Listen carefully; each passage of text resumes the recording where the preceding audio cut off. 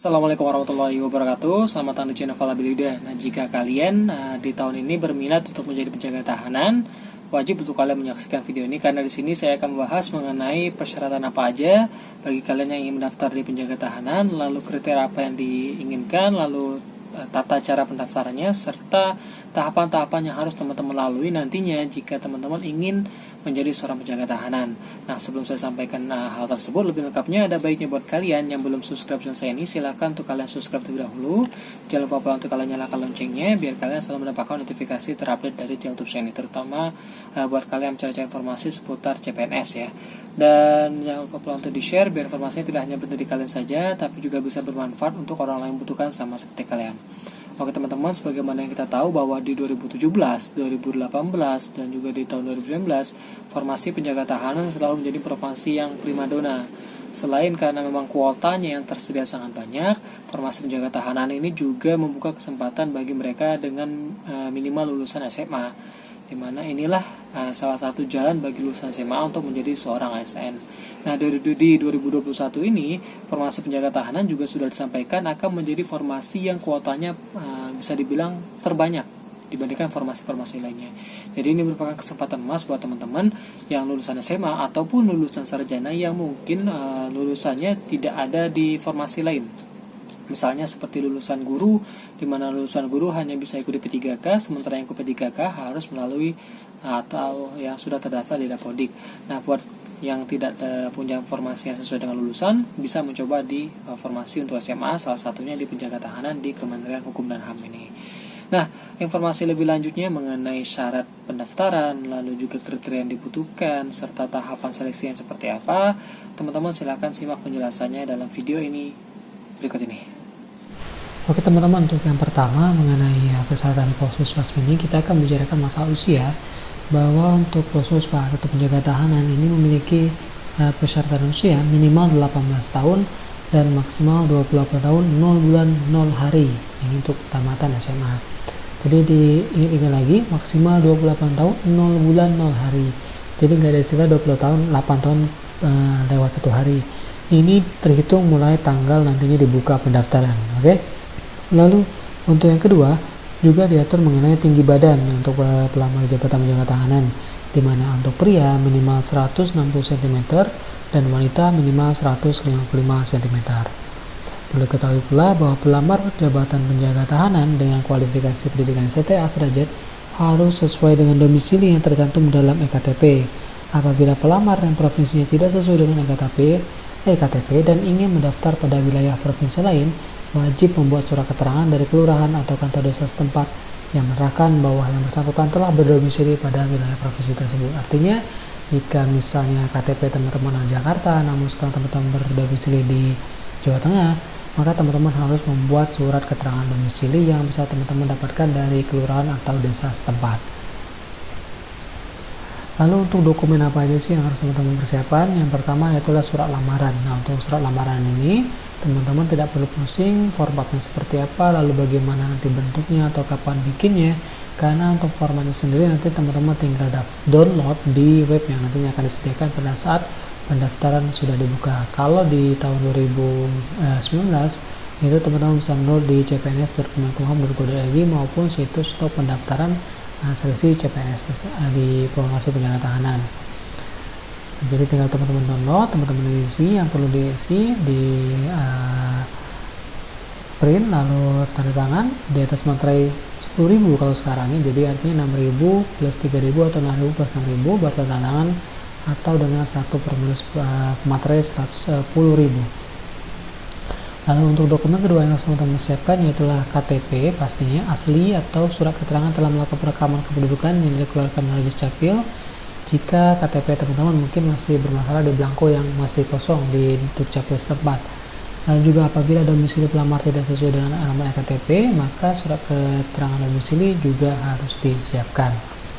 Lalu yang ketiga adalah dokumen kelulusan pendidikan yang digabungkan dalam satu file dengan format PDF yang terdiri dari ijazah, atau jika misalnya yang baru lulus SMA dan ijazahnya belum keluar, bisa menggunakan SKL atau surat keterangan lulus yang asli.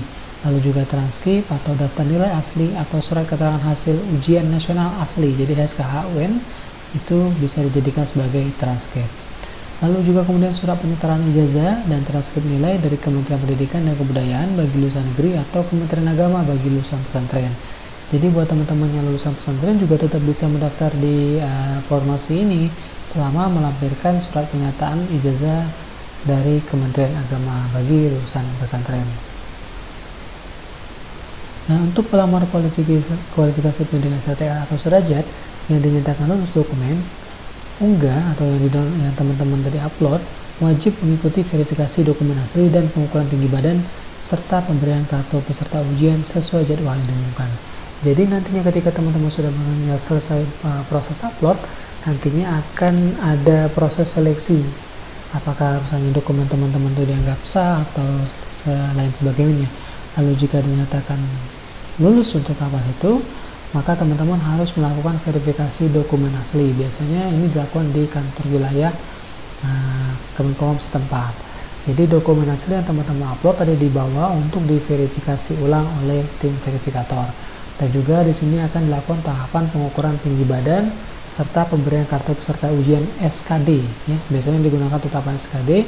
Kalau misalnya formasi sarjana itu biasanya kartu ujiannya bisa langsung di-download setelah mereka dinyatakan lulus administrasi, sedangkan untuk penjaga tahanan atau yang lulus SMA, dia kartu ujiannya akan didapatkan setelah melalui verifikasi dokumen asli dan juga pengukuran tinggi badan.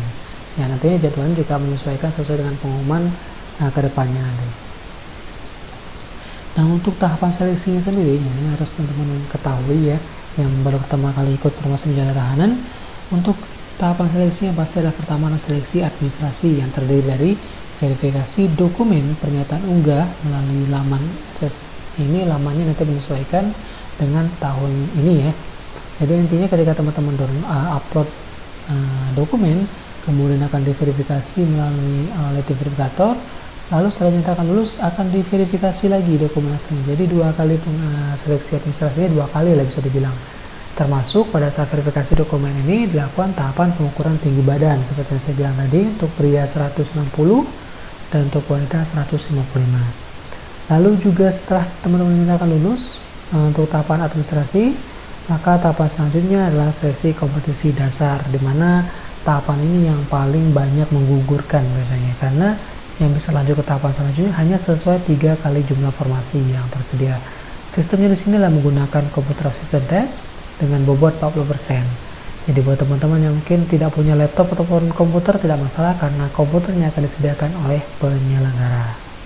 Bobotnya 40% lumayan sebenarnya, walaupun yang paling besar adalah di SKB-nya. Dan untuk SKB sendiri, untuk formasi penjaga tahanan dengan bobot 60%, ada 2 jenis SKB yang harus dilalui semua. Yang pertama adalah kesamaptaan dengan bobot 60%, lalu kemudian wawancara, penguatan fisik dan keterampilan dengan bobot 40%. Artinya 60% dan 40% adalah totalnya 100% dari 60% nilai SKB. Jadi SKB-nya ada 2, untuk kesamaptaan itu nilainya paling tinggi, lalu diikuti dengan wawancara, penguatan fisik dan keterampilan yang memiliki bobot 40% dari 60% pada nilai SKB. Jadi yang paling banyak menentukan di SKB, tapi yang paling banyak menggugurkan itu di SKD. Biasanya gagal di passing grade ataupun gagal pada saat perankingan untuk formasi penjaga tahanan di wilayah tersebut.